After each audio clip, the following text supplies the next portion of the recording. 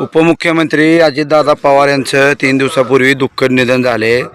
तुम्ही आज पंचायत समिती संपूर्ण गाणामध्ये जिल्हा परिषद गटामध्ये फिरताय, कशा पद्धतीने वातावरण आहे, काय परिस्थिती आहे?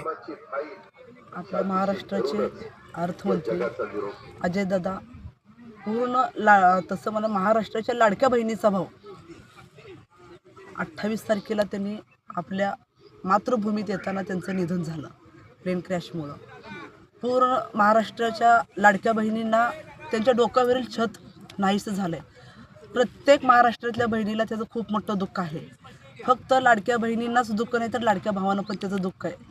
एक प्रभावी नेतृत्व आपल्या प्रशासनावर एक प्रभावी दमक असणारं असं छत्र पूर्ण महाराष्ट्रानं हरवलेलं आहे आणि असा नेता भेटणं शक्य नाही। या पुढचे जे 5 दिवस तुमचे प्रचाराचे असतील त्यामध्ये तुमची कशा पद्धतीने प्रचाराची रणनीती असणार आहे, कशा पद्धतीने प्रचार करणार आहे, दादांना आदरांजली वाहण्यासाठी काय विशेष काय करणार आहात का? आता प्रत्येक आम्ही घरापर्यंत होम टू होम आत्तापर्यंतचा प्रचार चालू होता। दादांचं निधनापासून 3 दिवस आम्ही हा प्रचार थांबवला जागच्या जागी, कारण आपल्या महाराष्ट्राचा नेता हरपलेला आहे, आपल्या पूर्ण लाडक्या बहिणींचा नेता हरपलेला आहे आणि आम्हाला आमच्या नेत्यापेक्षा आमच्या लाडक्या भावापेक्षा आम्हाला महत्त्वाचं काय वाटलं नाही। आम्हाला राजकारण करायचं नाही, आम्हाला लोकांचं लोकसेवा करायचं आहे।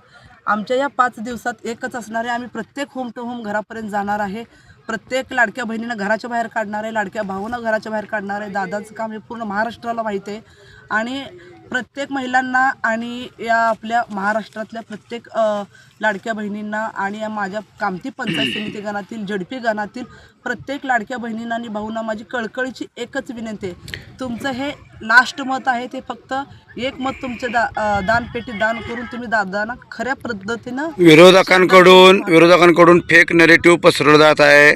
सोलापूर जिल्ह्याचे राष्ट्रवादी काँग्रेस जिल्हाध्यक्ष उमेशदादा पाटील हे अजितदादा यांच्या निधनानंतर कुमकुवत होतील, कुठेतरी थांबतील किंवा काहीतरी होईल आणि त्यांच्याकडून काय अपप्रचार आणि खोटा प्रचार पण सुरू आहे या भागामध्ये। संपूर्ण मोहोळ तालुक्यातच चालू आहे, प्रत्येक जिल्हा परिषद गटामध्ये, पंचायत समिती मात्र गटामध्ये। काय तुमचं मत असेल या बाबतीत?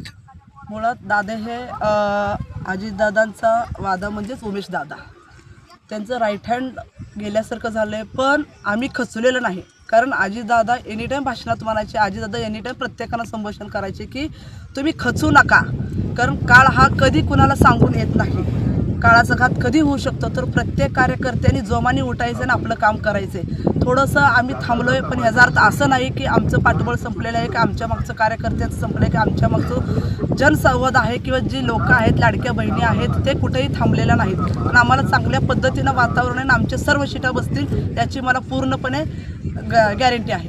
किती मतानं तुमचा विजय होईल असा विश्वास वाटतो तुम्हाला?